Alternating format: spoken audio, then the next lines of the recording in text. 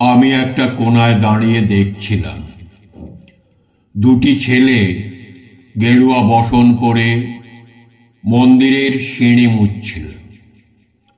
এত মন দিয়ে আমি কাউকে সিঁড়ি মুছতে দেখিনি। এত ভালোবাসা দিয়ে আমি কাউকে ধুলো তুলতে দেখিনি। সিঁড়ি নয়, যেন জননীর ত্বক থেকে ধুলো তুলছিল।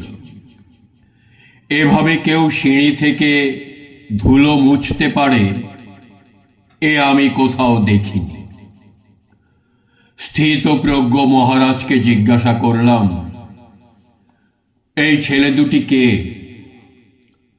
মহারাজ মৃদু হেসে বললেন, একজন নিউক্লিয়ার ফিজিসিস্ট, একজন IBM এর 6 লাখ টাকার চাকরি ছেড়ে এখানে এসেছে, সিঁড়ি ধুতে এসেছে।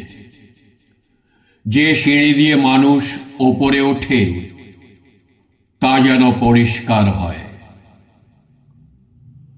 মহারাজ চলে গেছেন। সন্ধ্যা নেমে আসছে গঙ্গায়। আমার ভেতরেও নামছে সন্ধ্যা। সারা পৃথিবীতে এত সিঁড়ি, সিঁড়িতে সিঁড়িতে এত দাগ, এত ক্রোধ, এত অপমান। আরতি শুরুর আগে মনে হলো, যে সিঁড়ি মুছতে পারে না সে কোনোদিন মানুষের চোখের জল মুছতে পারবে না।